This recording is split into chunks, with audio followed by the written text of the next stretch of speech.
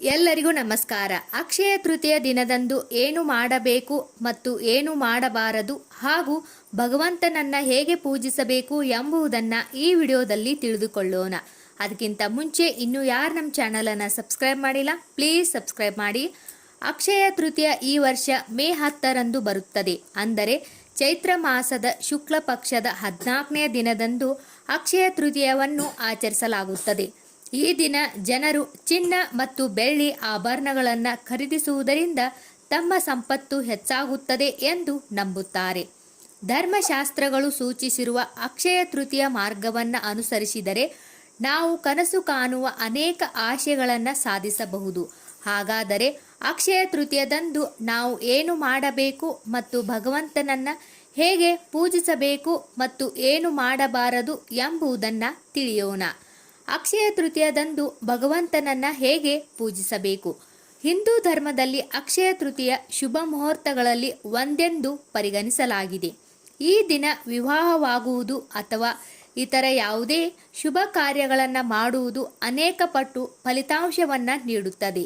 ಇದಲ್ಲದೆ ಈ ದಿನ ಮಹಾಲಕ್ಷ್ಮಿಗೆ ಸಂಬಂಧಿಸಿದ ಚಿನ್ನ ಮತ್ತು ಬೆಳ್ಳಿ ಇತರ ವಸ್ತುಗಳನ್ನು ಖರೀದಿಸುವುದು ಮಂಗಳಕರವೆಂದು ಪರಿಗಣಿಸಲಾಗಿದೆ.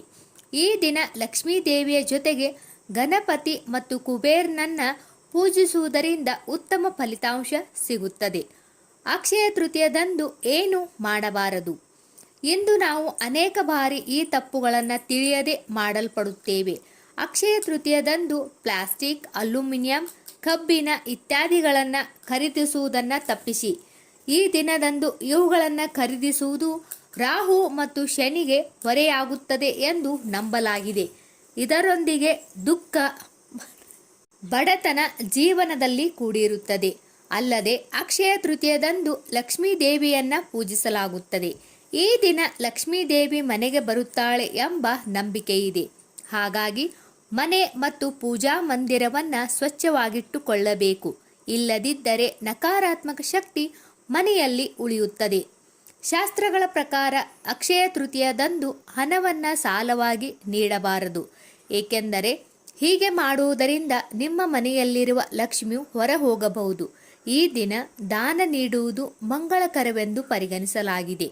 ಅಕ್ಷಯ ತೃತೀಯದಂದು ಮಾಂಸ ಅಥವಾ ಮದ್ಯ ಸೇವಿಸಬೇಡಿ. ಹೀಗೆ ಮಾಡುವುದರಿಂದ ತಾಯಿ ಲಕ್ಷ್ಮಿಗೆ ಕೋಪ ಬರಬಹುದು. ಈ ದಿನ ಬೆಳ್ಳುಳ್ಳಿ, ಈರುಳ್ಳಿ ತಿನ್ನಲಾಗುವುದಿಲ್ಲ. ಬದಲಿಗೆ ಸಾತ್ವಿಕ ಆಹಾರ ಸೇವಿಸಲಾಗುತ್ತದೆ. ಅಕ್ಷಯ ತೃತೀಯ ದಿನದಂದು ಮನೆಯಲ್ಲಿ ಕತ್ತಲೆ ಇರಬಾರದು ಎಂದು ಹೇಳಲಾಗುತ್ತದೆ. ಏಕೆಂದರೆ ಲಕ್ಷ್ಮೀ ದೇವಿಯು ನಿಮ್ಮ ಮನೆಗೆ ಯಾವಾಗ ಬೇಕಾದರೂ ಭೇಟಿ ನೀಡಬಹುದು, ಕತ್ತಲಾದರೆ ಬರುವುದಿಲ್ಲ ಎಂಬ ನಂಬಿಕೆ ಇದೆ. ಅಕ್ಷಯ ತೃತೀಯದಂದು ಏನು ಮಾಡಬೇಕು?